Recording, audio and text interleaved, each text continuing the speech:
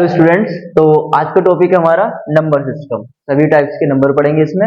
सबसे पहला है नेचुरल नंबर। नेचुरल नंबर क्या है? काउंटिंग होती है the numbers which start from one.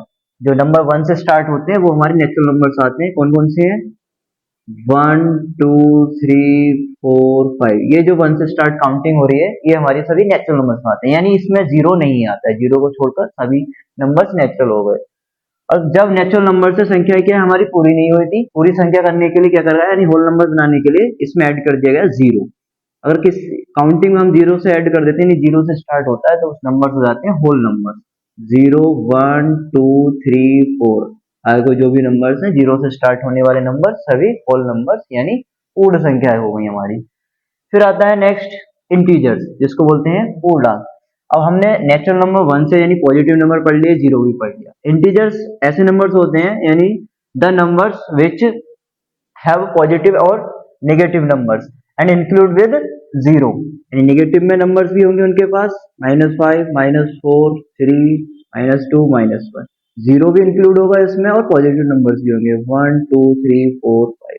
ठीक है, तो नेगेटिव इंटीजर्स भी एंड पॉजिटिव और इंक्लूड विद जीरो, ये सभी नंबर्स आते हैं हमारे इंटीजर्स में। आते हैं प्राइम नंबर्स पे। प्राइम नंबर्स कौन से होते हैं? जिसके पास ओनली टू फैक्टर्स होते हैं। The numbers which have only two factors are called prime numbers. यानी फॉर एग्जांपल अगर हम बात करें इनकी, तो 2 1 ऐसा नंबर है, नहीं तो प्राइम नंबर होगा नहीं कंपोजिट नंबर होगा। तो स्टार्ट होता है किससे? ये 2 से। तो 2 3 4 नहीं आएगा क्योंकि 4 2 का फैक्टर्स हो जाते हैं, इसलिए 4 को नहीं लिखेंगे। फिर 5 एंड देन 7 8 नहीं होगा, 9 भी नहीं होगा, नहीं 10, फिर 11 एंड देन 30। इस टाइप से नंबर चले जाते हैं। इनके पास ओनली टू फैक्टर्स होते हैं, यानी खुद के टेबल में आते हैं और वन के टेबल में आते हैं। नेक्स्ट बात करते हैं हम कंपोजिट नंबर्स की। कंपोजिट नंबर क्या होते हैं? प्राइम नंबर का अपोजिट, यानी ऐसे नंबर जिसके पास ओनली वो जिसके पास अपने खुद के फैक्टर्स तो है ही है और मोर देन टू फैक्टर्स भी होते हैं, यानी जिसके पास मोर देन टू फैक्टर्स हैं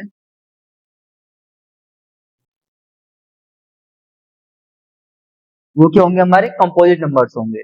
देखो मैंने बताया था वन कुछ नहीं होता ना, प्राइम नहीं कंपोजिट। 2 और 3 हो गए हमारे प्राइम नंबर। तो कहां से स्टार्ट होगा? ये 4 से। 4 ऐसा नंबर है वन के टेबल में आता है, टू के टेबल में आता है और 4 के भी आता है। तो कितने फैक्टर होगा इसके? 3, इसलिए ये हमारा कंपोजिट नंबर होगा।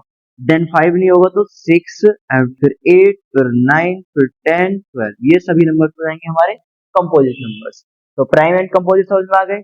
नेक्स्ट बात करते हैं को प्राइम नंबर्स। को प्राइम नंबर्स क्या होता है? दो नंबर्स यानी एक दो नंबर्स का पेयर होता है। ऐसे नंबर्स जिसका कॉमन फैक्टर क्या होगा? वन होगा। जिसका कॉमन फैक्टर क्या होगा? वन होगा, वो हमारा को प्राइम नंबर्स होते हैं। ऐसे दो नंबर्स का लिख लेते हैं। मान लो मैंने 5 एंड 7 लिखा, तो ये 5 और 7 एक दूसरे के किसी मतलब आपस में कॉमन नंबर से नहीं डिवाइड हो रहे हैं। इससे डिवाइड होगा, ये भी वन से होगा, ये भी वन से होगा, या खुद से होगा। तो ये पेयर कैसे हो गया? को प्राइम नंबर्स का हो गया। दूसरा एग्जाम्पल ले लो, मान लो 9 और 11 ले लिया, या फिर 5 और 8 ले लिया, या फिर 11 और 30 ले लिया। इनको अगर आपस में चेक करेंगे तो ये वन ही कॉमन फैक्टर आएगा इनका। 5 और 8 किसी के टेबल में आते हैं, लेकिन जो कॉमन फैक्टर है वो ये भी वन से कटेगा, ये भी। इस टाइप के पेयर्स हो जाते हैं हमारे को प्राइम। बात करते हैं हम इवन नंबर्स पे, जो आपको थोड़ा पहले से ही पता होगा। ऐसे नंबर्स जो टू से डिवाइड होते हैं, यानी the numbers which are divisible by two are called even numbers. तो डिविजिबल यानी divide by two. For example कहाँ से स्टार्ट होंगे? टू से। 2 4 6 8 10। ठीक है, ये नंबर्स हमारे कौन से नंबर्स होते हैं? इवन नंबर्स होते हैं। 2 4 6 8 10। फिर बात करते हैं ओड नंबर्स पे, जो नंबर दो से डिवाइड नहीं होते हैं, यानी ऐसे नंबर थे इवन नंबर जो टू से डिवाइड हो रहे थे। अब नंबर इसी के अपोजिट आते हैं। The number which are not divisible by two are called odd numbers. जो नॉट डिविजिबल बाय टू, जो टू से डिवाइड नहीं होंगे। फॉर एग्जाम्पल 1 3 5 7 9 11, ये सभी हमारे क्या है? ओड नंबर्स है। अब यहाँ से देखो आपने मैंने इवन नंबर्स को बताया कि इवन नंबर्स टू से स्टार्ट हुआ। ऐसे ही एक क्वेश्चन बनता है प्राइम नंबर में, क्या आया? टू आया। तो ओनली एक ही इवन नंबर्स आया है प्राइम नंबर्स में, टू। ठीक है, तो एक मतलब क्वेश्चन आता है कि कोई ऐसा नंबर होता है जो प्राइम भी है और इवन है, तो ओनली कौन सा नंबर होता है? टू होता है, जो प्राइम भी है और इवन भी है। ठीक है, अब नेक्स्ट बात करते हैं हम रेशनल नंबर के बारे में। ये रेशनल नंबर कैसे नंबर होते हैं, क्योंकि हमने सीख लिए नेचुरल, होल नंबर्स और इंटीजर्स, माइनस भी आ गया, जीरो भी आ गया, पॉजिटिव भी आ गया। लेकिन अगर हम किसी नंबर्स को फ्रैक्शन फॉर्म में लिखें तो उन नंबर को बोला गया रेशनल नंबर, यानी the numbers which are in the form of P upon Q. यहाँ पर एक कंडीशन होती है कि क्यू की वैल्यू इस जीरो नहीं होनी चाहिए, नीचे जीरो नहीं आनी चाहिए, ऊपर पी की वैल्यू जीरो हो सकती है। ऐसे नंबर्स होते हैं हमारे रेशनल नंबर। फॉर एग्जाम्पल इसमें लिखा 5/3 या 8/7 या ओनली होल नंबर्स भी लिख रहा हूं मैं 9, तो ये भी रेशनल नंबर होगा, बिकॉज ऑफ इसके नीचे 1 लिखा हुआ होता है। अगर 1 से हम 9 को डिवाइड करेंगे तो कितना आएगा, 9 ही आएगा। ये भी हमारा रेशनल नंबर होगा।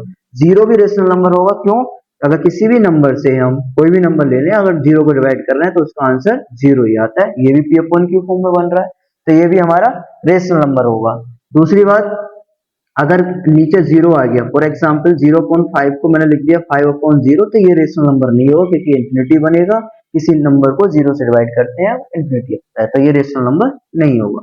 तो समझ गए होंगे जो पी अपॉन क्यू फॉर्म में, ये माइनस में भी हो सकते हैं। मान लो 5/3 था, अगर -5/3 लिखा तो ये भी रेशनल नंबर होगा।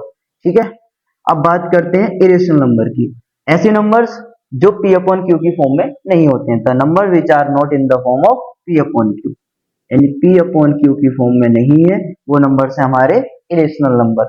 बात करें तो कौन कौन से होंगे फिर, जब ये पी अपॉन क्यू फॉर्म में नहीं आए, जो स्क्वायर रूट के अंदर है। फॉर एग्जाम्पल √2 लिखा, √3 लिखा, और मैंने √4 लिखा, क्या ये इरेशनल नंबर होगा?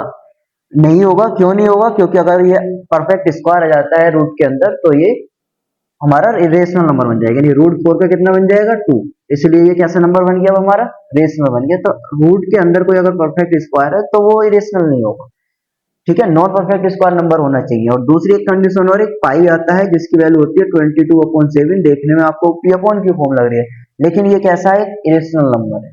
ठीक है, पाई की जो वैल्यू होती है ये इरेशनल नंबर होती है, और बाकी स्क्वायर रूट में जो वैल्यू आ रही है ये सब इरेशनल नंबर है, ये पी अपॉन क्यू फॉर्म में नहीं आते। अब बात करते हैं रियल नंबर्स में। हमने जितने टाइप्स के सब नंबर पढ़े, नेचुरल, होल, इंटीजर्स, प्राइम या रेशनल और इरेशनल, सारे नंबर जितने भी हैं वो सब रियल नंबर्स में आते हैं। यानी या तो वो 5 हो या माइनस में हो या जीरो हो या अंडर रूट में हो या पी अपॉन क्यू फॉर्म हो, सभी नंबर्स क्या है, हमारे रियल नंबर्स हैं। ठीक है, नहीं जितने भी नंबर्स आपने पढ़े हैं शुरू के, ओड नंबर हो, इवन नंबर हो या प्राइम नंबर्स में आ जाए, रेशनल नंबर्स में आ जाए या आगे इंटीजर्स में आ जाए, सारे नंबर्स क्या होंगे, रियल नंबर्स में आएंगे। ये सब हमारे रियल नंबर्स। तो फिर इमेजिनरी नंबर्स के लिए क्या बचा, सभी नंबर्स तो रियल में आ गए। अगर कोई ऐसा नंबर्स मिल जाए जो स्क्वायर रूट में हो लेकिन माइनस में हो, स्क्वायर रूट के अंदर माइनस में हो, तो वो रियल नंबर नहीं बनेगा, ये एक इमेजिनरी नंबर बन जाता है। अगर स्क्वायर रूट के अंदर कोई माइनस में वैल्यू है तो वो हमारा क्या है, इमेजिनरी नंबर है। क्योंकि इमेजिनरी का मतलब है स्मॉल जो आई है इसकी वैल्यू जो होती है अंडर रूट में -1 होती है। ठीक है, तो जैसे अंडर रूट -5 है तो इसको हम 5i करके लिखेंगे, तो ये इमेजिनरी नंबर। ठीक है, आपको सभी नंबर सिस्टम के अकॉर्डिंग मैंने सारे टाइप्स के नंबर बता दिए, क्या क्या होता है समझ में आ होंगे। इसी टाइप से और तरह की चीजें सीखने के लिए हमारे चैनल को सब्सक्राइब करें, द ब्रेन अकेडमी मुरादाबाद, और इंस्टाग्राम पर भी फॉलो करें, BWA मुरादाबाद। Thank you.